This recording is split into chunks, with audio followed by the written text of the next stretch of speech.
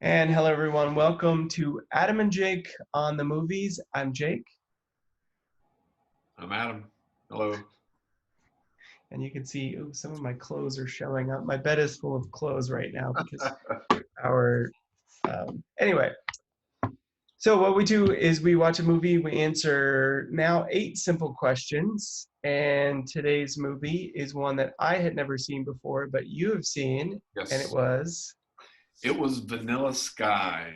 Had you heard of this Vanilla movie Sky. before? I've heard of the movie.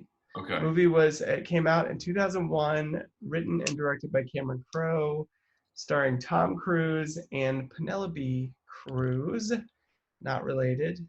And give us a background on the little synopsis. Well, the synopsis is a story of a young New York City publishing magnate, which is a word that I just learned, who finds himself on an unexpected roller coaster ride of romance, comedy, suspicion, love, sex, and dreams in a mind bending search for his soul. That's a pretty good synopsis. Yeah, all right. So some interesting information on it that I found is it's actually based on a film called Abre los Ojos, which means open the eyes, open your eyes. Directed by Alejandro Amenabar, and also starring Penelope Cruz. It was produced in Spain. She reprised her role as, I don't know if it was Sophia in that I film. think it was a different name, but the Yeah. same character, but a different name, I think. Did I steal that information? Were you going to use that information? No, whenever I Oh, watch a okay. movie, I usually read all the like probably like you do. I go through and I read like the trivia aspects of the movie on IMDb, Mm-hmm. and then I Oh, usually go back and look when it came out and all that kind of stuff as well. her name was Sophia. Okay, I was Oh, wrong. it was Sophia. All right. So that's a quick breakdown of the film. I always make the mistake of starting the movie at about 11 o'clock the night before. Okay, So and then I have a meeting, a 7 a.m. meeting every Wednesday morning. So I finished at about 1:30 because it's a yeah, long movie. It's over 2 hours. And then yeah, I had to yeah. do a little bit of writing on it because I wanted to make sure I wrote while I was fresh. Um, but let's start off with question number one, which is what was your initial reaction to the film? Why don't you take this one? Because I'm very I'll curious take to this see. one. Okay, When it was done at 1:30 in the morning, I felt very unfulfilled. I felt like we had been on a very long journey. And when I got to the end of the journey, I just kind of, I don't know if I wanted more in the sense that I wanted something different. right. But at the end, but it was just like, it was kind of this, and I'll tell you this, I probably was laying in the bed for 15 minutes before I actually could put into words what my emotions were. But I definitely felt unfulfilled by the film itself, but definitely by the ending. Okay, How about you? I'll go further into that as we progress. okay.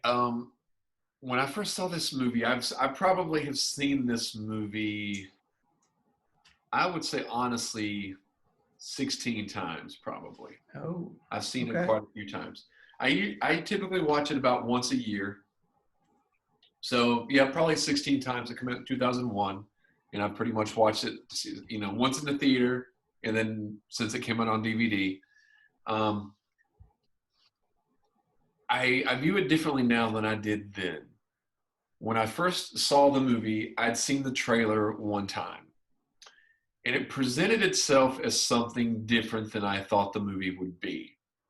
So I felt, I guess, probably very similar thought as you felt, but you went in knowing nothing, right? You went in knowing Nothing.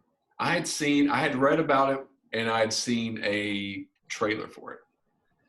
But at first, I liked it enough it made me want to go back and watch it again.